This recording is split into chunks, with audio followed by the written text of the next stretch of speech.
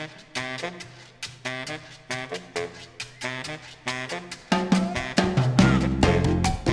guys, Serena here with Bob's Red Mill, and today I am making nutritional yeast crackers. This recipe is incredibly simple. It has very minimal ingredients and it comes together in no time at all. My family loves to do game night or movie night, and this is one of those recipes that I love to do just for that reason. You'll see that I have a big spread of stuff here for us to share, but I will get to that in a little bit.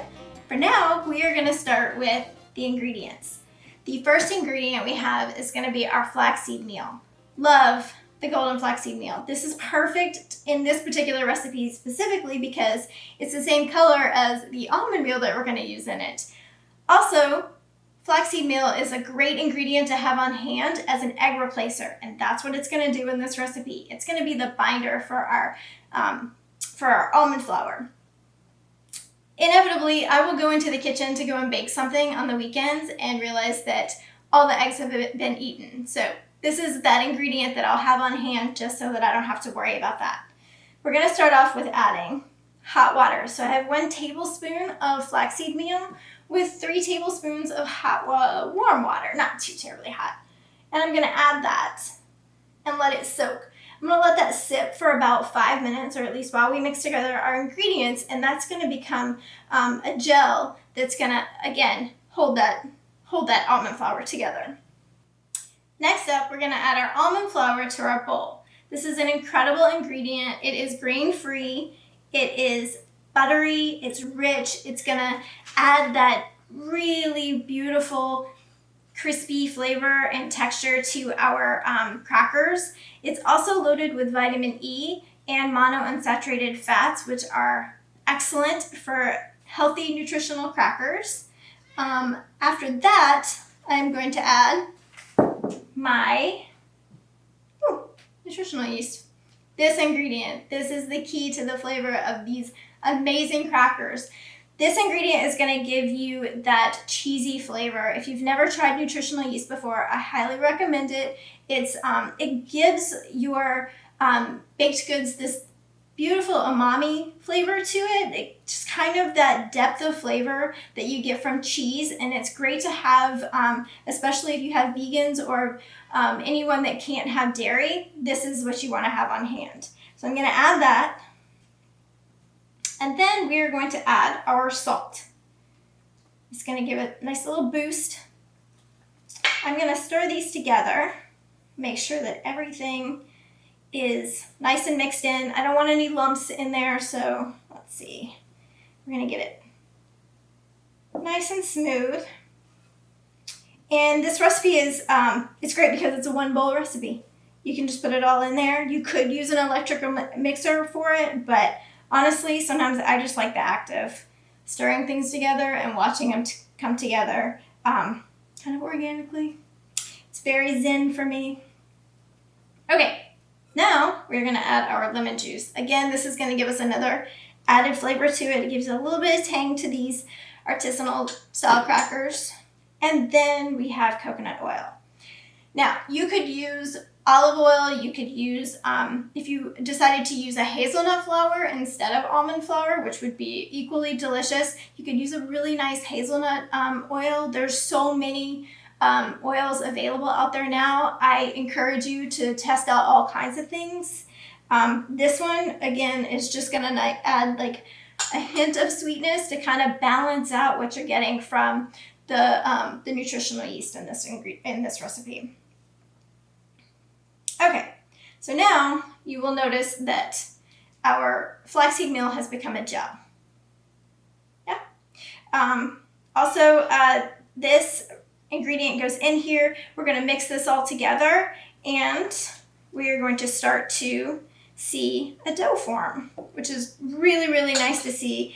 At first, it's going to look like it's a little dry. That's okay. Just press using your spatula all around. And let's see, it's coming together already. Sometimes I'll just need like a quick snack, and I want just something that I know is not loaded with a bunch of preservatives. So I will whip up a batch of crackers, and in no time I'll have a really healthy, nutritious snack. Let's see. It's coming together.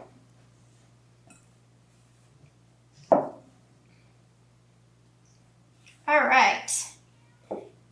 At this point, I'm going to take this dough and put it onto a piece of parchment paper. Again, this is going to be a great trick for you. We are going to place this on parchment paper, and then we're going to put a piece of parchment paper on top of it so that when we roll it out, it's already on the sheet that we're going to need to bake it on. So let's see. Let's move that over. And I'm going to grab my parchment paper. I'm going to lay that down, and I'm going to pour my batter out.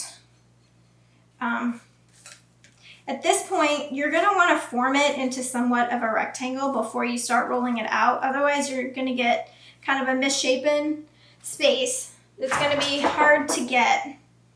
Once you start rolling, it's going to be harder to get it to go into that rectangle shape. And I say that because you want more of the rectangle shape so you can use it for your dips. So here, I'm going to just form it. And I also want to make sure that I don't roll it too thin, because if you do, you're going to get burned edges, and that's not what you're looking for at all.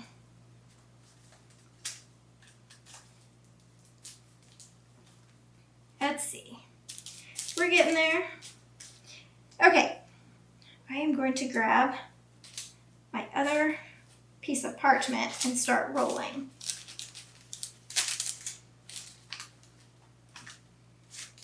And don't worry, it doesn't have to be perfect. There's no worries if it's not exactly a rectangle. Those little edges, they're going to get a little bit darker. Those are the chef's treats. You can definitely take those as your snacks. Okay. I'm going to flip that over and take my rolling pin.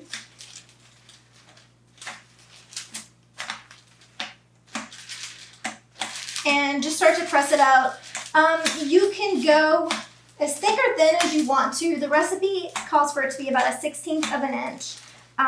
Don't get hung up on that. Just know that you want it to be even no matter what you do. Let me get my hands in there one more time.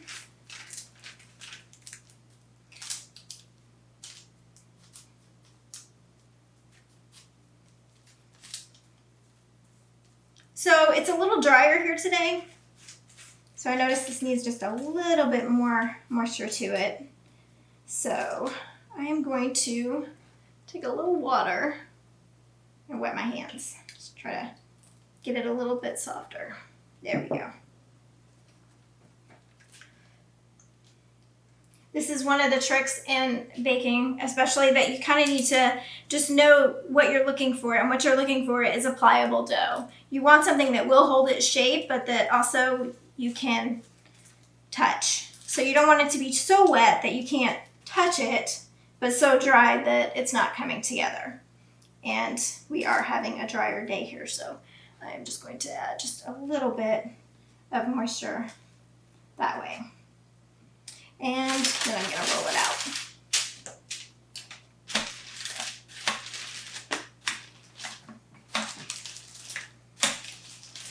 This is an incredible recipe too for customizing flavors. Like we were saying before, you can use different flours, like the hazelnut flour would be really nice in it, but also this doesn't have any herbs or spices in it. We're going to top it with a coarse sea salt. But this is definitely that space where you can add in your own favorite toppings. Fresh herbs would be beautiful in this, especially fresh rosemary, maybe some cracked black peppercorns. You could also go more Tex-Mex style and do like some cumin and some cayenne pepper, chili powder, smoked paprika. Anything like that would be really nice in here.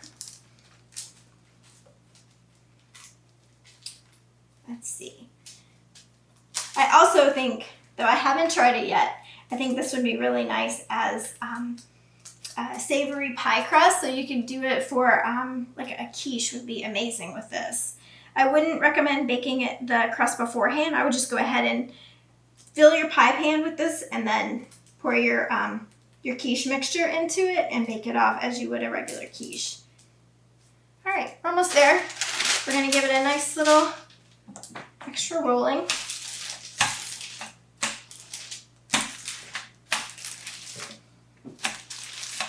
There we go. It's coming together now. I also think it would be really great to keep this thicker so that you can use it more like a crisp bread, flat bread.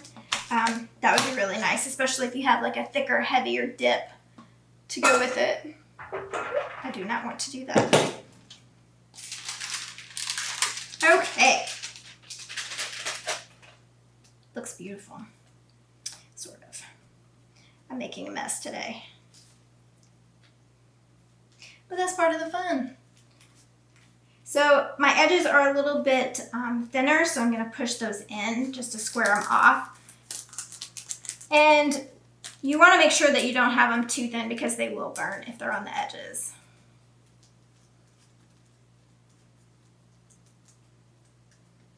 There we go. Don't get too worried about it. Again, this is all supposed to be fun. You want them to be a little bit more organic. You want them to be, they are homemade crackers.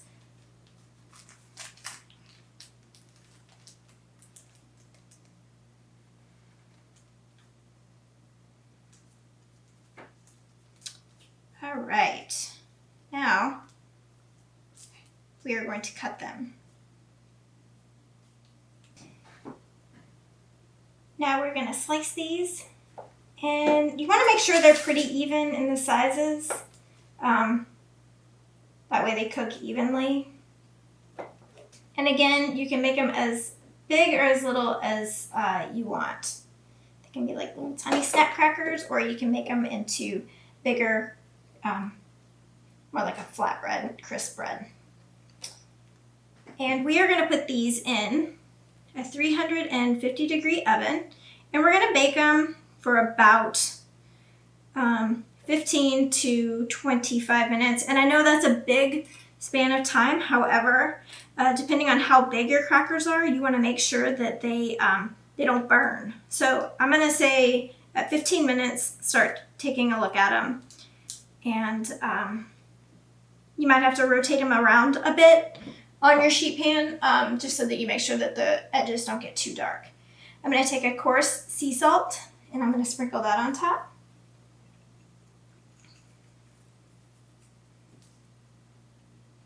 And I'm going to actually press this in just a bit because I want to make sure that my sea salt stays on there. It doesn't come off because these are big flakes.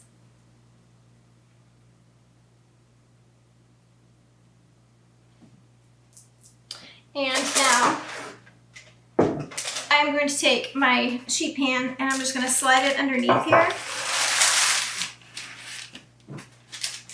I'm going to go and bake these, and we'll come back and see what they look like.